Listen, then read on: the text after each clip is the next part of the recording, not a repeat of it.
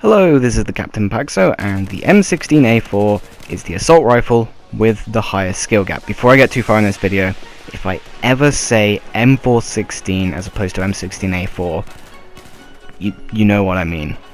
I'm gonna make that mistake once or twice. There's something about me. Whenever I try and say M16A4, my brain just wants to say M416. Don't know what it is, so I just have to apologize that right off the bat. Anyway, I said this weapon has the highest skill gap of all ARs, and the reason why I say that is because it's burst fire. Straight up, if it was fully auto, you could just hold the trigger down and achieve its maximum fire rate. If it was semi-auto, you could tap fire the trigger as fast as you can and achieve a similar result. But because it's burst fire, you have to wait for one burst to end before you can fire the next one. If you're a little too late on the trigger finger, well, your RPM is going to suffer, and if you're too early on the trigger, you actually, the input won't register at all, and the burst won't fire. And again, your RPM will suffer. So, in that sense, using the M16A4 kinda like playing a rhythm game, kinda, but only in the sense that you need to maintain the right tempo to achieve its 800 rounds per minute. So the skill gap aside, what attachments would I not recommend? Well, I would not recommend the heavy barrel for starters, since the accuracy is already really good with this weapon. You know, because it's burst fire, at the end of each burst the spread decreases, and its accuracy is already really good. So those two factors combined, it actually maintains really good accuracy even when you're firing it at 800 rounds per minute. You know, you can counter snipe snipers at 800 rounds per minute. It's really interesting. So the heavy barrel only really adds recoil. And, well, whilst recoil isn't really too big of an issue with this weapon, adding it, not really something you want to do when you're not really getting much of an accuracy benefit out of it. So recoil. I don't use the compensator or the muzzle brake because I don't find... Well, I don't use the compensator because I don't think there's any side-to-side recoil. And I don't use the muzzle brake because, well, the vertical recoil isn't too much. But the first shot recoil, that's something you have to contest with, because instead of firing on the instead of it applied to the first shot, it's applied to the third shot of the burst. Every burst. Every time you pull the trigger, you have to contest with the first shot recoil. And for this, most people, not all, for whatever reason, they have their reasons, I suppose, but most people have used the angled grip. And I'm no exception. You know? So let's just get back to the barrels for a second. So, when in doubt, flash hider. When in doubt, just use a flash hider. That's what I'm doing, because I'm like, hey, I'm not going to use a heavy barrel, not going to use the compensator or muzzle brake. I don't particularly like suppressors. Flash hider, you know, doesn't really give too many negatives, and it's not really, how should I put it? It's not, you know what I mean. So the grips. I suggested angled, like I said.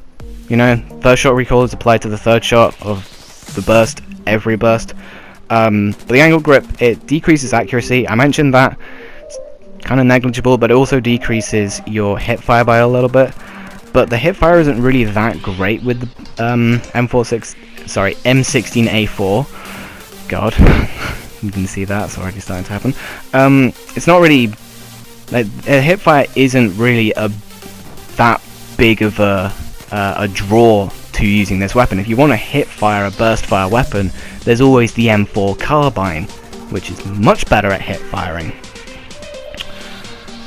But, you know, sometimes you do have to hip fire, which is actually why I'm running with the laser sight.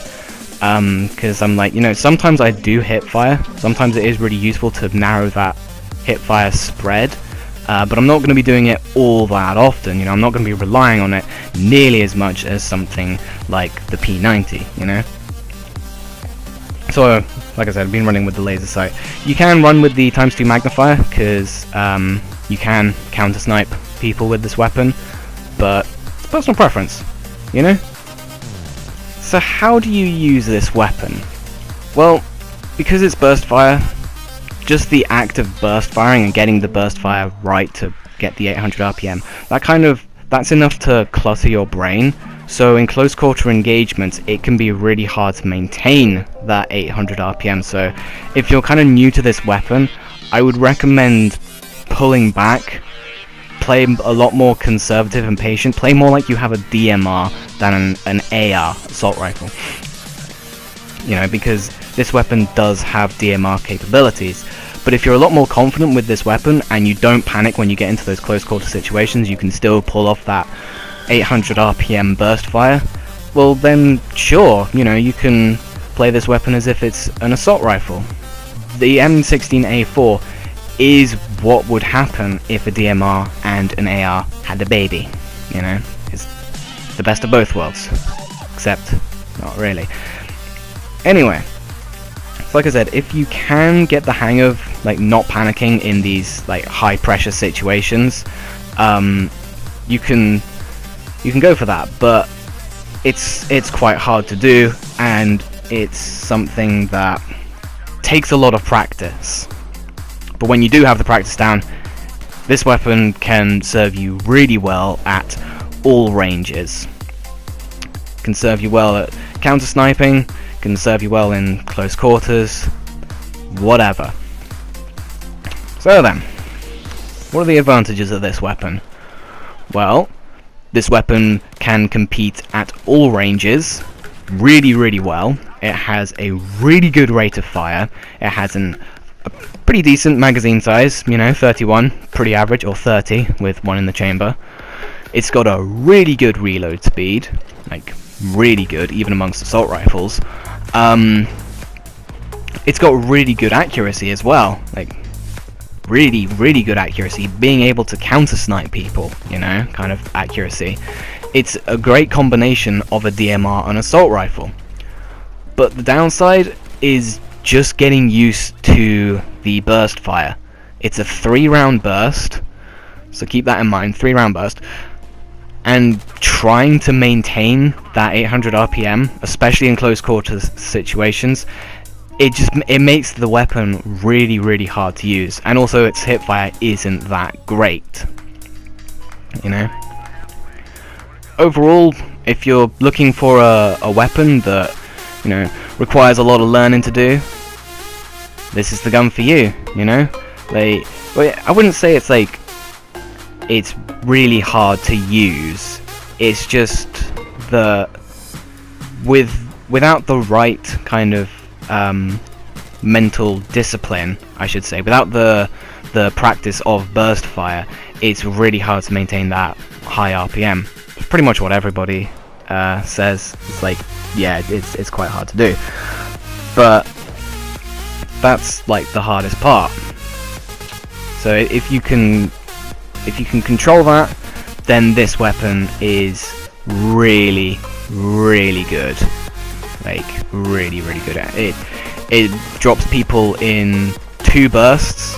I think it drops people in 2 bursts even at maximum range. It's just landing those 2 full bursts can be a little bit tricky, especially at the longer ranges. So generally you're going to need 3 bursts to take someone out. But that's pretty much the end of the video. So thank you very much for watching, and I'll catch you next time.